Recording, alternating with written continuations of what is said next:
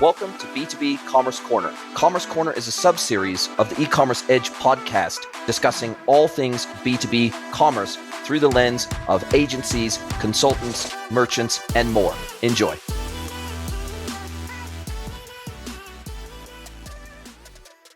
Hello, everybody, and welcome to another episode of the podcast. It is my absolute pleasure to welcome Justin King to the pod. Welcome, Justin. Thank you. It's so good to be here. Finally, to be here. Mate, I don't know how long we've been talking about this. I think we've been talking about this for about 2 years now, and we just haven't been able to pull finger and make it happen. And now we have, and I'm very excited to be speaking with you today. I was saying off air before we went live that I always enjoy our conversations. It's always engaging. It's always stimulating. You're pithy and punchy, and you got a kind of a little bit of sass, but yet you're really smart. You've been doing lots of cool shit in B2B for years. You're one of the OGs. I just always love our conversations. It's always fun. Yeah, me too. I'm really looking forward to digging in here and seeing where we go with this. Love it. Love it. And look, before we get into the nitty gritty I want to take a walk down memory lane of B2B e-commerce specifically. This has been your bread and butter for many years. And if we look back across your history, you've started companies, you've run companies, you've exited companies, you've delivered strategy, you've worked for vendors, you've built agencies, you've been a consultant, a board advisor, you've done a little bit of everything. But at the very start of your career, you started out ultimately as a technical architect. So you started out a lot like me, which is you took a more technical and operational path to this industry than, say, the marketing path, right? Yeah, I actually came out as a developer. Originally, I went to school I got a double major in computer science and business and came out as a developer. I actually love developing. And honestly, I still do a lot of development. I just don't tell anybody. It's a secret. Now, I guess it's not a secret anymore. That's right. But I built AI apps in the last couple of years, built a big blockchain app for a major crypto thing about 2 years ago, which was very successful. So I do that, but I typically hide that about myself. But I'm actually really proud of it because my background is super technical. And I was probably 4 years into my career when I had a mentor say, "You're better on the business side than you are on the development side." And I don't know if he was insulting me or not insulting me. I can't figure it out. But he said, "It would be best if you can make a move somehow and then nobody finds out you're a developer technical ever. And that you come across as super technical, but that nobody knows that you're a developer." And he made a really good solid argument for it. And so my next career move, I made a business move and never went back and stayed on the business side with a real passion for being able to distill complex technical ideas and concepts to business people so that we can all understand it. And I think that's still true in my career today, that my biggest thing that I do is communicate hard and complex technical things, even technical marketing things and technical technology things, of course, but distill it down and make it easy for business people to understand. But I still dabble. In fact, I have a screen up here. There might be an application up here that I'm sitting here just dabbling in. But it's a fun little hobby for me to stay involved in. And as someone who is a very technical non-developer, but speaks the language of developers and has a great relationship with developers and always has, I so respect that because I think that you pointed out one thing, which is being able to translate technical concepts and ideas to a business audience. But I think it's equally important to be able to do the reverse, to be able to take business ideas, business concepts, business needs and requirements, business solutions, and translate those into technical requirements and solutions that developers can understand and deliver against with consistency, within a timeline, within a budget, et cetera, that project managers and program managers can understand, et cetera. I think that's an equally important skill that highly technical people that sit as the middleware translators, so to speak, between business people and technical people. I think that is a really unique skill, and it's a bi-directional translation that has to happen. Yeah, I agree. I would say too, I think that's a very focused skill. I don't think I'm particularly good at that. I'm not particularly good at being able to translate business into technical as I can the opposite way. So people and individuals that can do it both ways, that can talk to technical people. I can have a conversation with a technical person. I don't think I am very good at translating. And I think it's important for anyone to understand the differences between those two and maybe where their strengths and weaknesses are. Over the last 10 years, especially, Jason, I've really focused on and done a ton of discovery on what am I good at? What are my unique skills? What am so I have unique skills and I have unique subject matter expertise, and understanding them, packaging them in some way that's sellable to other people, and then staying in those lanes. Not that you have to, not that there's always stuff you have to do that's outside of your strengths. But I think if you can focus on a daily basis on the things that you are uniquely good at, I think everybody benefits from it. And I've spent a lot of time going through that, which means I know a lot of the things that I do not do well. And we could spend a whole podcast talking about that. I spent a lot of time trying to put my finger on who you remind me of that's semi-famous, and it Mm. just hit me as you were speaking right Oh, now. It's Scott Galloway. You remind me, mm, you're obviously more mm. technical than him and perhaps not as wealthy. I'm not sure. Maybe you are, but Don't think he I'm in seems the to same have category as him. but I think a lot of your sort of character traits and the way you're able to communicate things in a slightly humorous, engaging, down to earth way, salt of the earth kind of way, whilst also being clearly very smart, very intelligent, very knowledgeable, but not coming across as condescending at the same time. I think that's a real skill that you possess. And I think it's especially important in the B2B space. And let's maybe that's a nice segue into you've been working in B2B specifically for a couple of decades now, I think longer Yeah. than me. And I've been doing this for a long time. But you're definitely one of the OGs in the B2B commerce space. Where you were with Endeca, then Oracle, et cetera, all the way down the path, and then went into B2B consulting, specifically B2B commerce consulting. What was it about B2B specifically? You don't strike me as the person that life just happens to you. You don't strike me as a person that you just do what comes in front of your face. It seems like you do most things with a pretty high level of intention. So I would assume that going and specializing in B2B e-commerce specifically, you did with intention as well. How did that even come about? Yeah.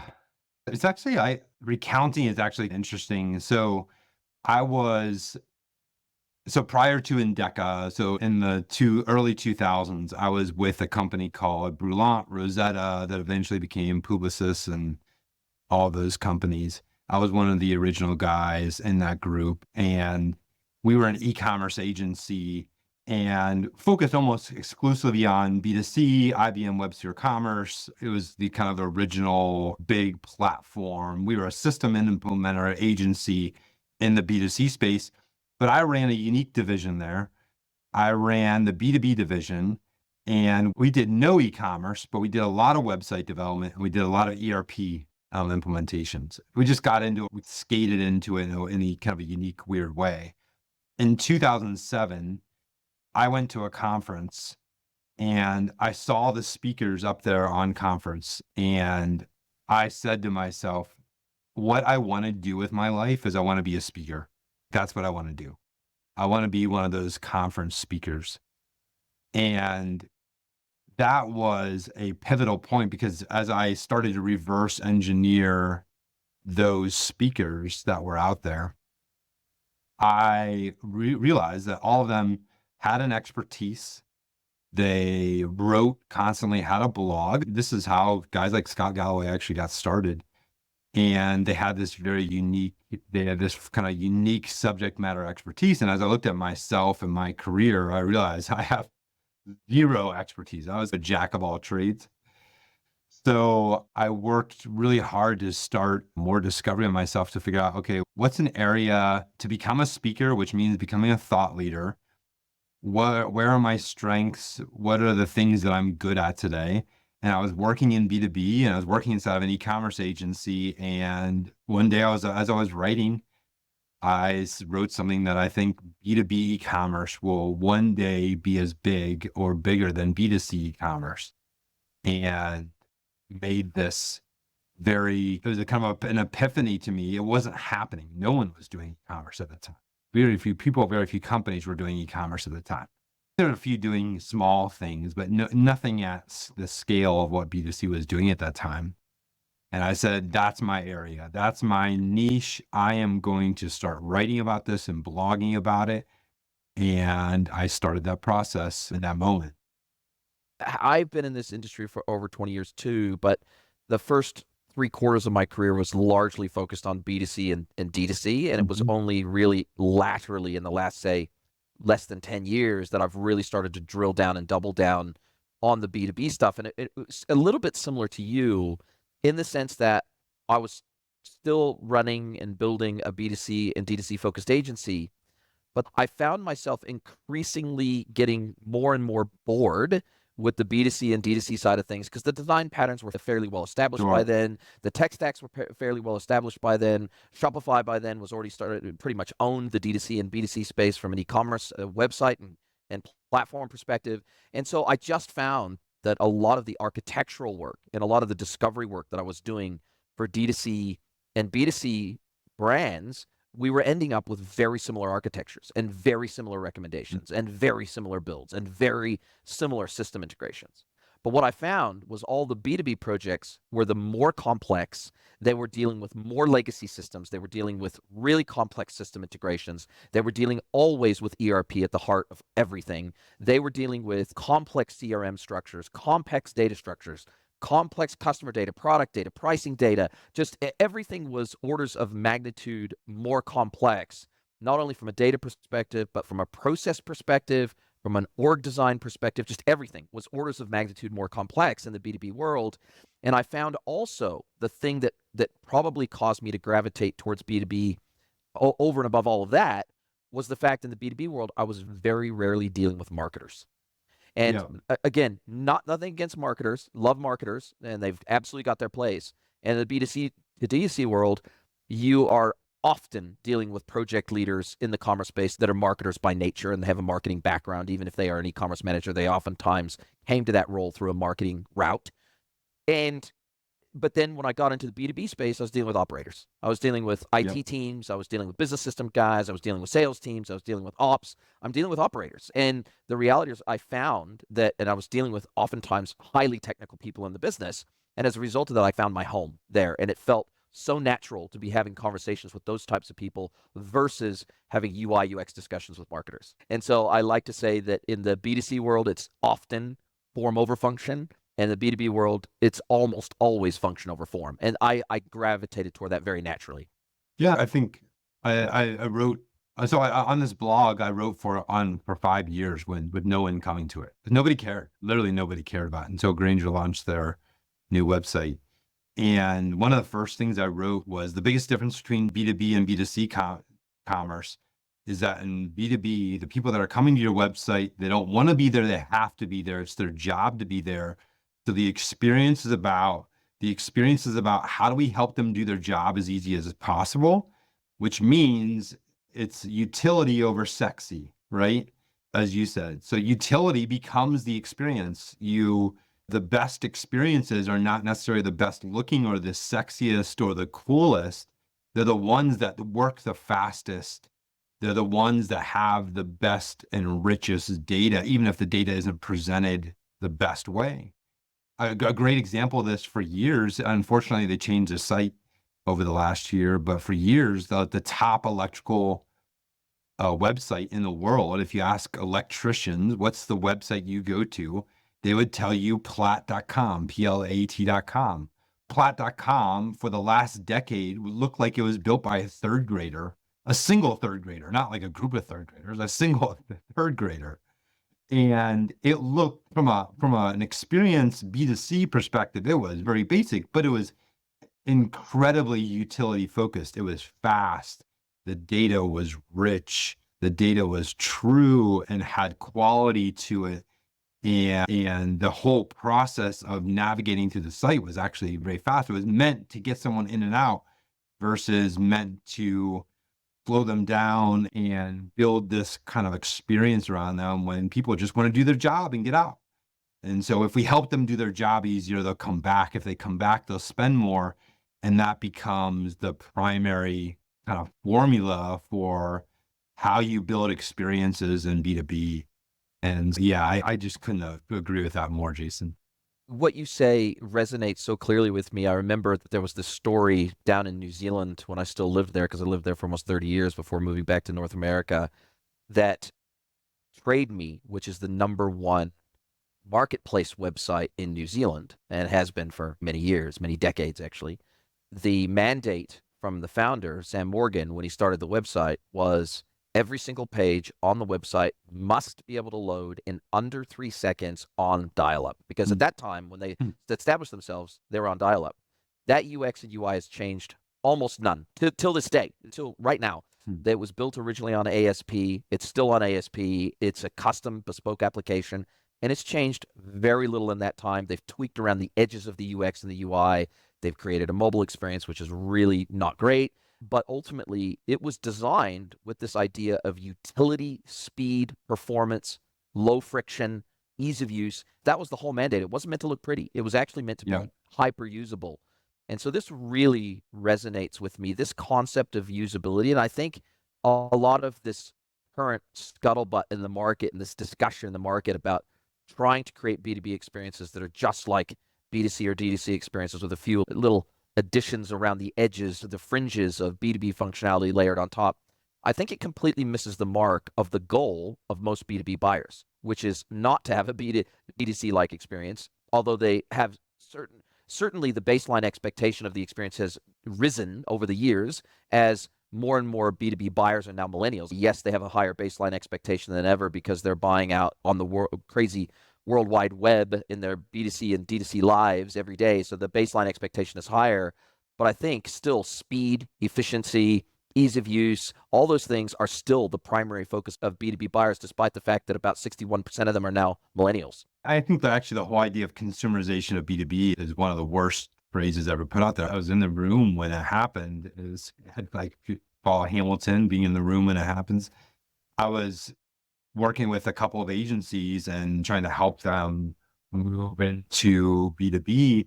And basically what they said was, e-commerce is e-commerce. People want a B2C like experience. It was basically an excuse instead of dealing with the complexity of a B2B environment, which is, like you said, Jason, and Ola pointed out those areas of complexity. There is so much complexity. Most people don't want to deal with that complexity because it takes a lot of digging in. It takes a lot of asking the why until you find the core problems and issues. Most people don't want to spend the time doing that. So these guys literally said, people want the same experience they want in their home life as they want to, in their work life, they want in their home life. And they called the consumerization of B2B. And I remember standing up and like, this is actually the absolute opposite of what anybody wants. Like, it's a great phrase. I love the phrase. I love the phrase, but it is not what, and you can look to Amazon to see that play out. Amazon's not building an Amazon-like experience in their Amazon business.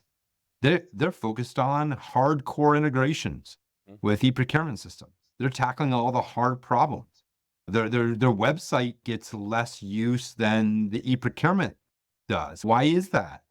Because they've figured out the complexity of the buying experience in B2B, which is people are in their ERPs and in their e-procurement systems trying to purchase products, and they might not ever hit the Amazon business site. I agree with that so much. I think it's one of the worst phrases to ever be introduced into B2B, and it's untrue.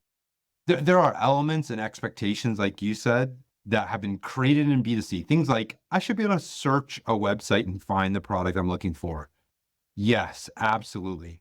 I should be able to check out and purchase a product if I'm looking at a product. That makes sense. Those are great B2C concepts and expectations that have been set that, yes, do translate into B2B, but everything else doesn't. In fact, the biggest innovation that B2B companies are doing today, manufacturers and distributors, are doing on behalf of that concept of, how do I help my customer do their job easier?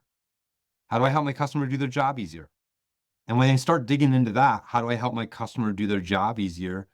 They start digging into problems and potential solutions, there's AI solutions coming that deal with that, because they're looking not at how do I make a B2C like experience for my customers that they don't want. They're saying, how do I make my customer's job easier? And now they're coming up with these amazing solutions. And that's where all the innovation is happening, and nowhere else in B2B.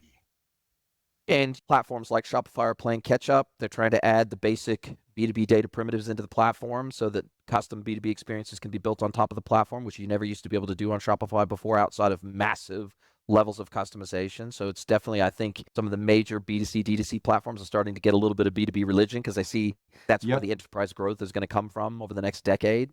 But to your point, I think one of the things that has been revelatory to me is the fact that as I continue to help these B2B brands and businesses go out to their customers and actually have a dialogue with their customers and start asking them what they're looking for. Hey, if we were to build, because oftentimes it's a 50-50 split roughly between the clients I work with. Either they've never done e-commerce before or they're running some old crappy legacy system that no customers use because it's so horrible and it's so non-user friendly that they don't even use it. And so the business is having a hard time even building a business case around future investment and further investment in e-commerce.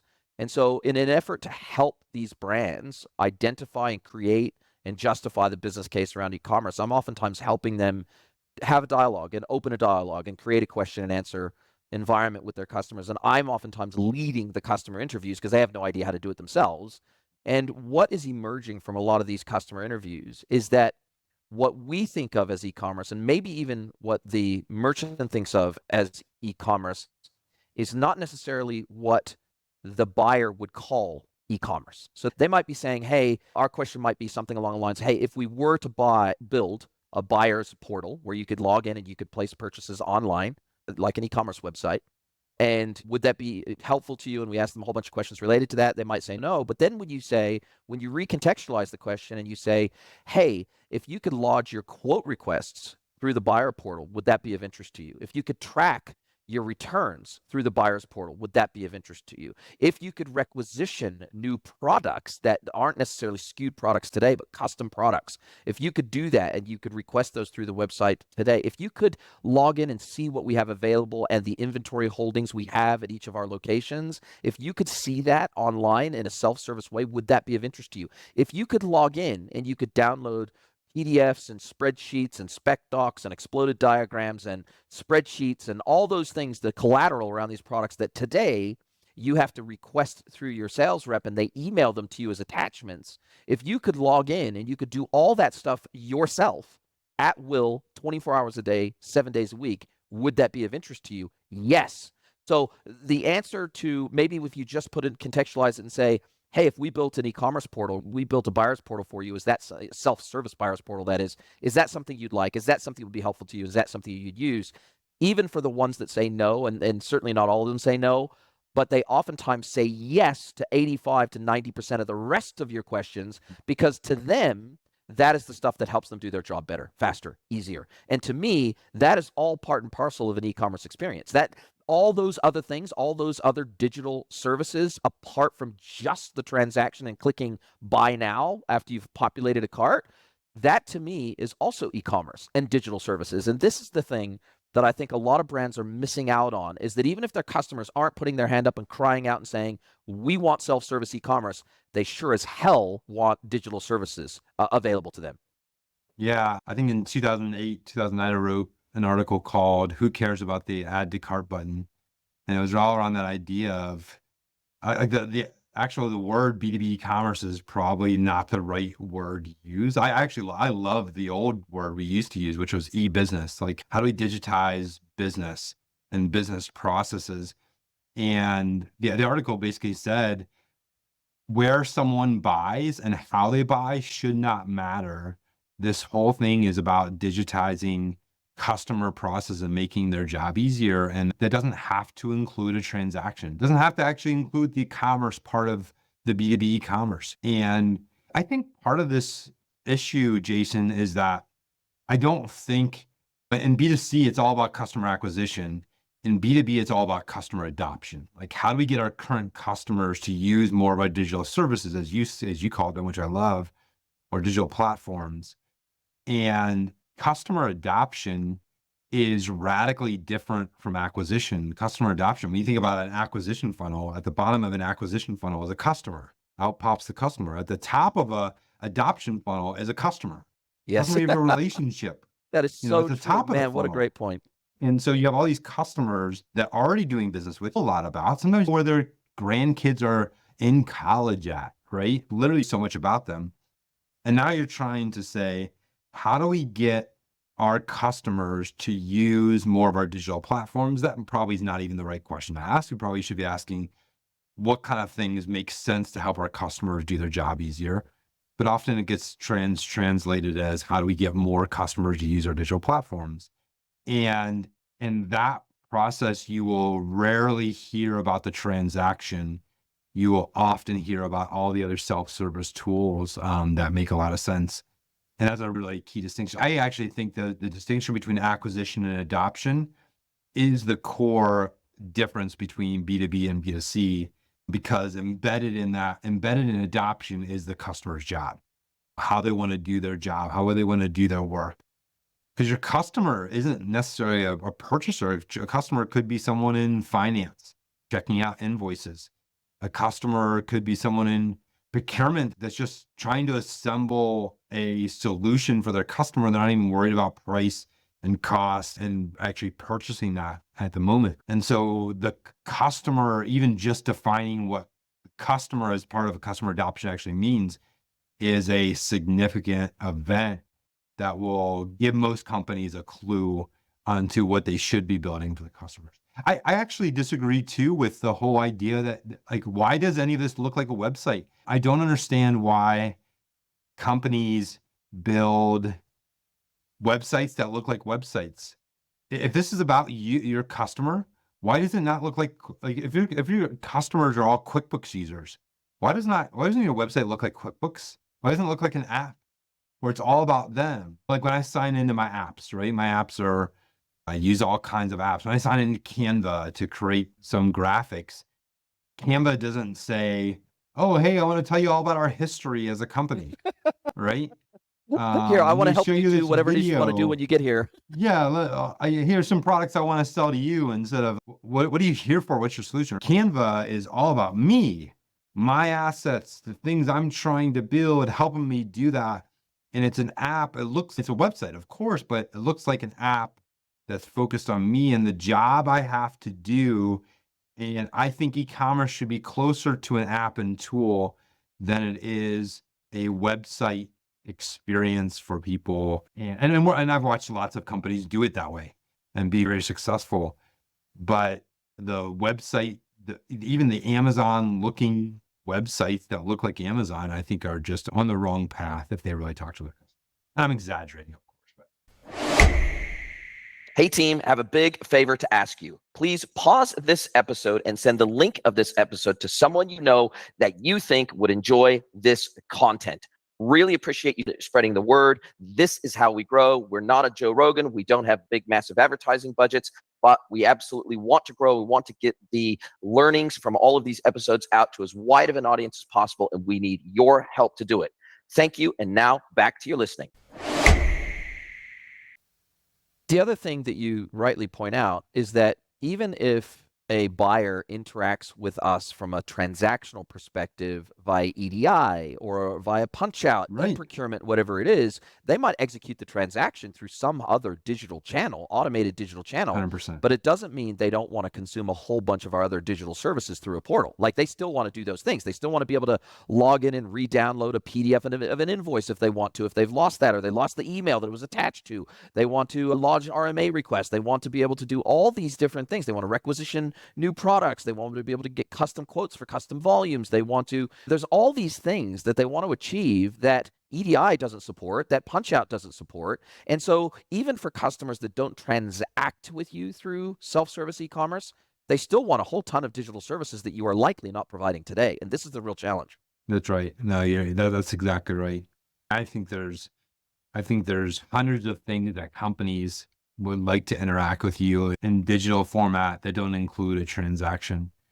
And by the way, if they're using that app, of course they're going to transact on it. right? That is the path to adoption, is giving them tools that keep them coming back and then slowly introducing them to making a transaction. Again, in the transaction itself, it doesn't matter where it happens at. As you suggested, it could happen with EDI, it could happen over text, as it does, happens over fax way, way too much. But it doesn't really matter where that transaction actually ends up happening. It's all that leads up to it and after that makes a lot of sense. And I think the idea is that if you aren't doing these things, and I've told this story before, I was consulting to a multi-billion-dollar global auto parts manufacturing brand, and they had global operations, and they didn't do e-commerce across any of their business. When I first started consulting to them, they were looking at introducing e-commerce across one business unit in one country as a proof of concept initially. And the reason they were forced to do this is because they had a pure play digital competitor come into that region and into that market, into that vertical, who was starting to eat their lunch.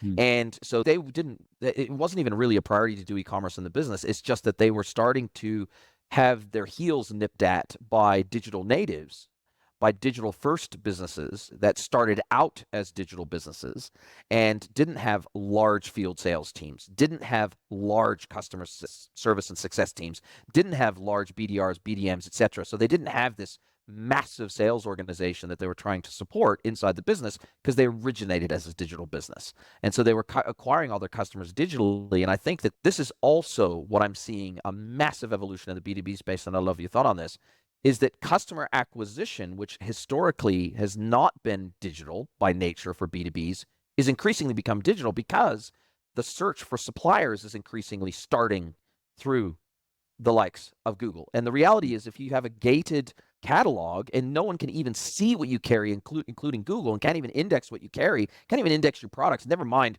prices and availability and all that sort of stuff. Don't even necessarily have to show all that from phase one, but at least ungate your catalog so that Google can index it, so that when a buyer is looking for a supplier of widget X, they know you carry widget X and they can reach out and have a conversation with you about establishing an account. And I think that this concept of digital customer acquisition, especially considering the lower and lower age of B2B buyers now, they're starting their search online. They're not thumbing through the yellow pages anymore to find a supplier. They're not jumping into some trade website to find out who supplies X widget. They're Googling. And so this, I think, is also, whilst acquisition isn't a primary goal of most B2Bs, or digital customer acquisition isn't a primary goal, it is increasingly becoming the way that you have to acquire customers digitally, because that's where they're finding you. Yeah, my daughter works for one of the largest, the big tech for distribution e-commerce space, and when she was in the job for a couple months, she's 23, and she said to me, she said, "Dad, I don't understand why this business even exists. The business I work for, why it even exists." So their platform is all about like content aggregation for distributors, right? And I don't even understand why this business exists. Like, why haven't companies handled this before this? Like, did the internet just spring up on people? And because she's a true digital native, right? She's never known the world without the internet and her phone and being able to order things digitally and shop digitally and check out services digitally and talk to people digitally. And she's like, I don't even know why this company that I work for that pays I'm grateful for it. I just don't know why it exists. Can you help me understand it?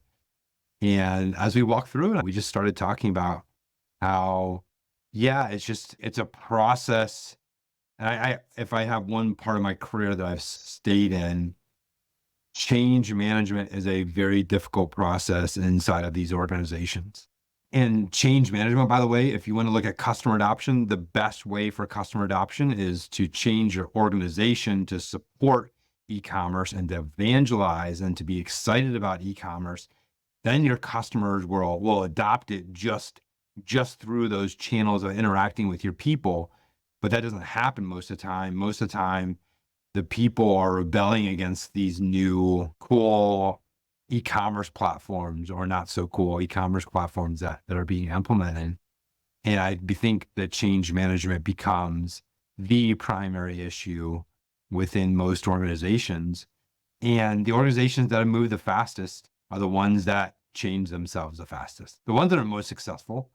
If you look at the large distributors that have cleaned up digitally, they're the ones that changed inside of their organizations the most. They've been able to rapidly have their internal people adopt, understand, and get behind and evangelize these digital transformation, not even e-commerce, just digital transformation as a general thing. And how do you feel about incentivization as part of adoption planning? Because oftentimes, a big chunk of my work is helping these businesses create both an internal and an external adoption plan that starts even before we start scoping a solution. And how do you feel about, because in some instances, there has to be some additional incentive for customers and for internal salespeople, especially heavily incentivized salespeople. Of course, we want to make sure as a baseline that they're getting incentivized and they're getting commissioned, regardless of the sales channel that the transaction is executed on, especially if they're a named account. The salesperson should get incentivized either way. But oftentimes, what seems to be emerging is, hey, we're going to give you an extra half a point on any transaction that comes through a digital channel versus a physical sales rep based channel. We're going to give the customer an extra, we're going to always give them free shipping, or we're going to give them we're going to give them a half a point off every digital order, or we're going to, whatever it might be.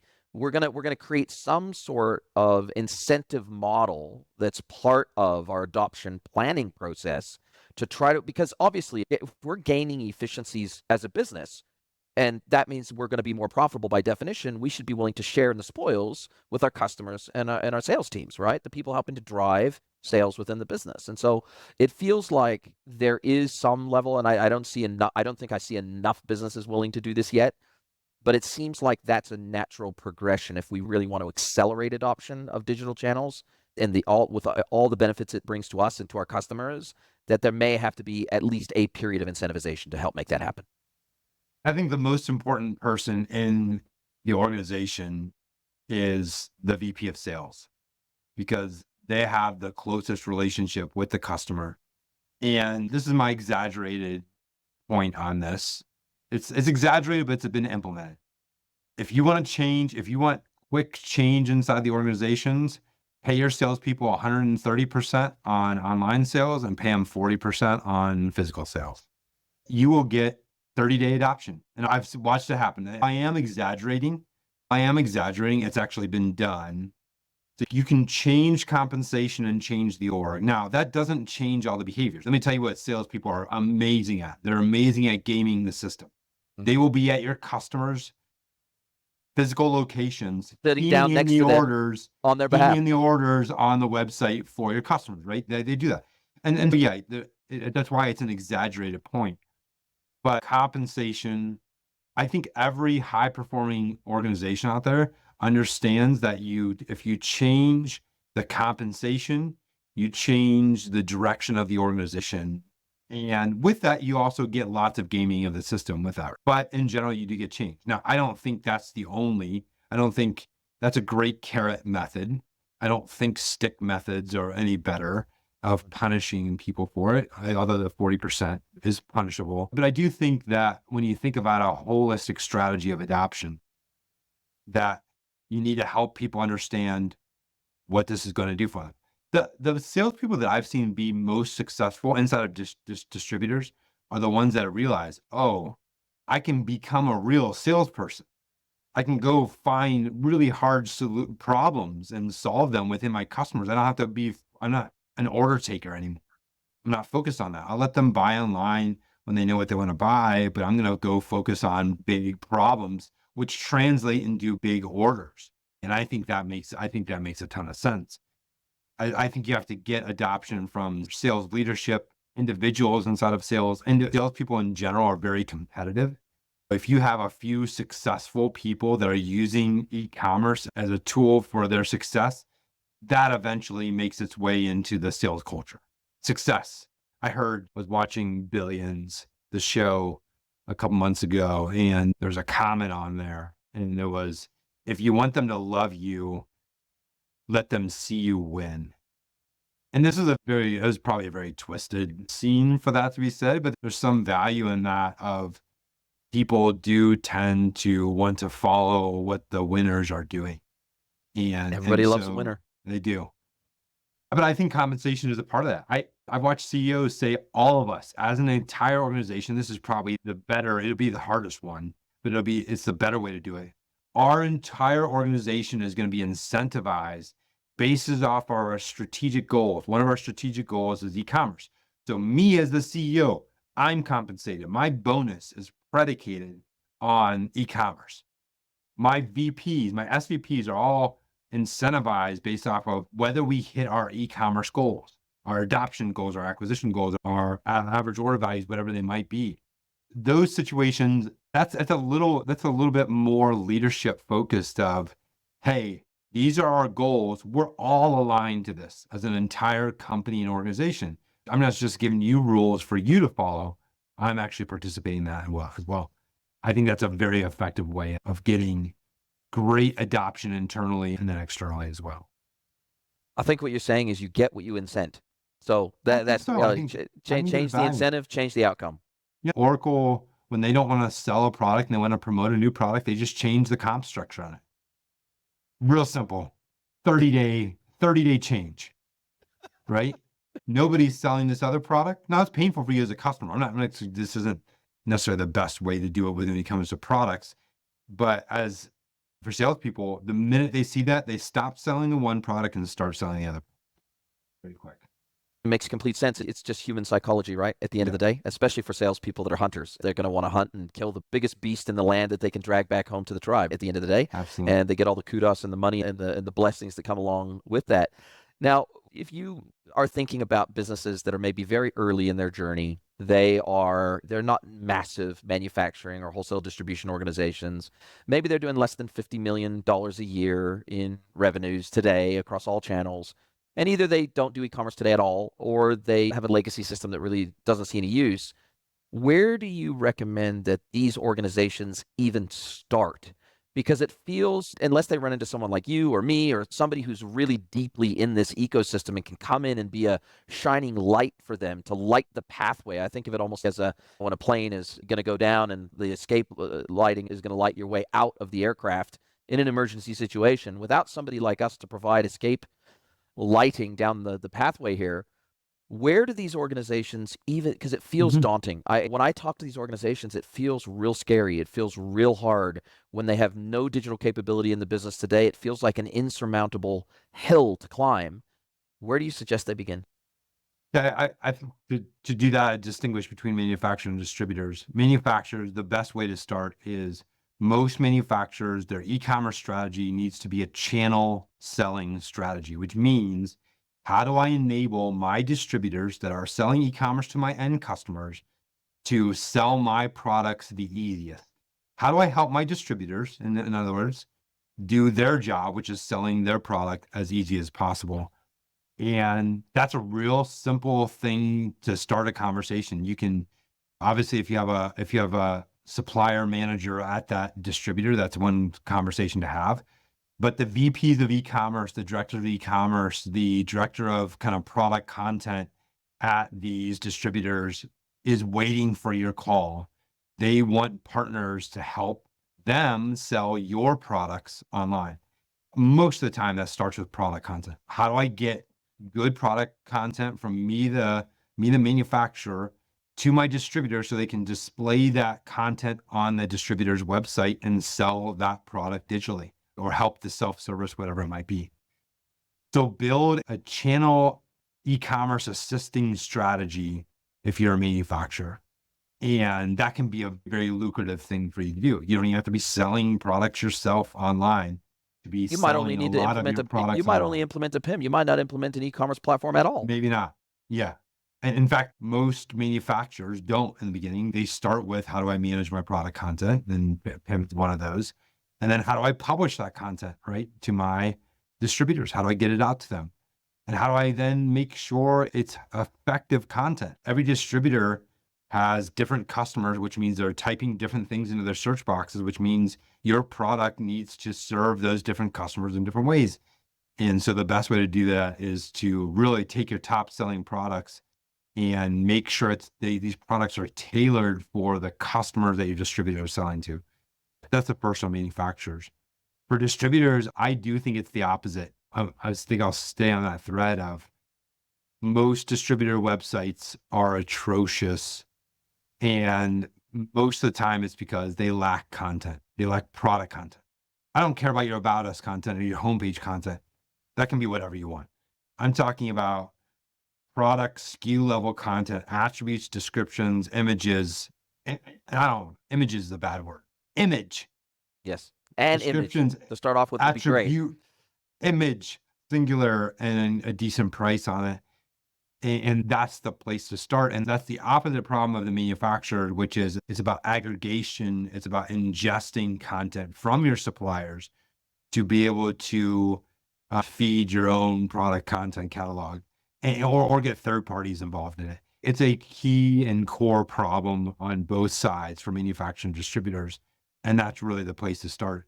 You can build, and this has happened so many times, people build these great websites with bad content, bad catalog content. Why? And why? Because often it's really hard to fill 750,000 products and SKU With content. product attributes, structured and unstructured product data, imagery, put it in the right videos. taxonomy, put it in the right category, the right subcategory.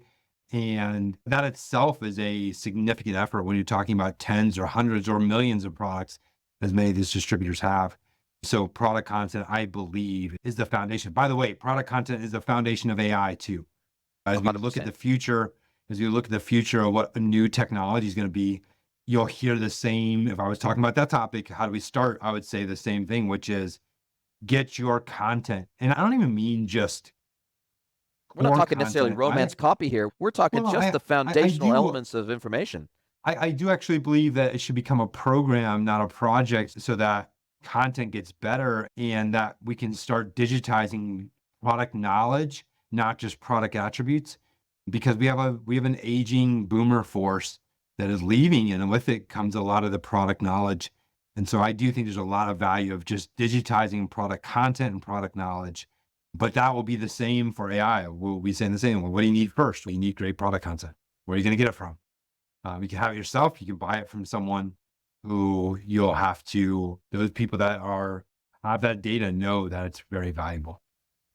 Wow. And that's why usually when I go in and I start consulting for the very first time with these merchants, I ask them to give me samples of a sample of 50 products or 20 products or something like that with representative products with the average level of product information that you would have across your catalog. Show me what that looks like. Show me if you understand the parent versus child relationship of a product where there's variance involved. Help me understand what that looks like. Do you understand what that looks like? Is it consistent across your catalog or is it not? Yeah. There's so many aspects to this, and I asked them to do to provide the same for their customers. I asked them to give me some sample account information across a set of, say, 10 customers. Show me the attributes you hold for them. Show me the data you collect on them. Show me the hierarchy of organization that you build around them. Because these two things, unless we can marry these two types of data together, we can never create a personalized experience for these customers. We can never do it. And so I 100% agree with you. An hour has nearly flown by. This has been a fantastic conversation. You're a wealth of knowledge. You've been in this game for much, much longer than me. And that just means I'm old. That's usually my line when I'm on this podcast, and I can say I've got a few gray hairs to show for my pleasure as well. But look, mate, it's been fantastic. Now as we come down to the end of our time together, this is where I get to flip the script, get to hand the microphone over to you, let you ask me one question, any question you like. So, Mr. Justin King, what is your question for me today? What is your favorite type of business to work with? I know it's going to be B2B, but like you have an industry, a specific type, like small, large, like what's your favorite I type? love industrial supply manufacturers. Those are probably one of my favorites. And anybody who's between that 50 and 300 mil a year mark, who oftentimes, my favorite is when they don't do e-commerce at all today. They might do EDI, they might do punch out, but they don't do any self-service e-commerce. And they have the resources and they have the will and they have the desire at the highest levels of the business. They know we have to do this. We have to get good at this. We have to develop the skill set, and we're willing to bring in people to help accelerate the process for us. And so the mandate is bottom up and top down. That kind of everyone's already bought in, but they have the mandate, they have the budget, and now they just need to know the how, not the, they've already figured out the why. They've already figured out that we're going to do this. They've resourced it, but now it's just help us accelerate this process.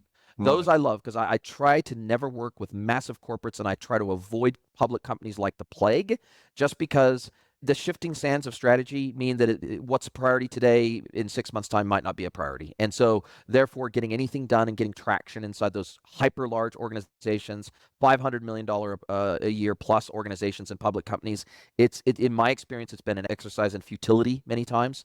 And I really try to stick with privately owned, oftentimes founder led or generational businesses. Oftentimes, these businesses are being run by the son or daughter or the grandchild of the Yep. founders, and they're still family owned, family led, family run businesses that have just done a really good job dominating in their market. And what I'm oftentimes finding when I get into these businesses too is they have an opportunity to set up a marketplace that they hadn't even considered as part of their strategy, because oftentimes they're wanting to accelerate the growth of their catalog by 2, 3, 4, 5, 10x, but they don't necessarily want to bring all those products into their ERP. They don't necessarily want to have to go and aggregate and collect all the data and structure it and price it and all that sort of stuff. But they want to be able to sell it because they think they can monetize the traffic, and they want to move from a place of selling SKUs to a place of selling solutions. And that's where a lot of these businesses realize the opportunity lies. So good. Love that. Man, this has been a fantastic conversation. I super appreciate your time, and I really appreciate, and I want to call out specifically the work that you are doing at the B2BEA.org, B2B Ecommerce Association.org. You are a strong force of leadership, particularly in the North American market for the B2B EA. I am grateful that you've taken on this mantle because I know it is a huge, huge job to take on, and I think you're the perfect person for it. Look, I respect what Chris is doing and in the UK and in Europe, and of course what's happening down in ANZ where the B2B EA got its start, but I think that it really took probably someone of your gravitas to want to take this mantle on to be able to get some traction in North America for the B2B EA. So congratulations on taking that Thank you. on. And I'm super, super happy to see this happen and to hopefully play a contributing part We to its need it. growth. We need it as an industry, and we need it. The guys kind of doing this. We need a place. We need a place to gather, just like the people in the industry do. So I appreciate that. I'm most excited about that project. Awesome. Now, I will drop your LinkedIn link into the show notes. I'll also drop a link into the B2B EA, of course, into the show notes. Other than that, how do you like people to get a hold of you and have a chat to you about this whole B2B e-commerce thing? Yeah, LinkedIn is the best place. I'm pretty active on social. So if you go to my LinkedIn, you can find all my socials, but TikTok, Instagram, Twitter, I'm pretty active on all that with a lot of video work. So yeah, hit me up over there. Love it. Love it. Justin, thank you so much for your time. Can't wait to speak to you again soon, my friend. Thanks, Jason. Thanks for having me. Are you a B2B or D2C e-commerce merchant? Then head over to greenwoodconsulting.net to learn how we can help you scale your business.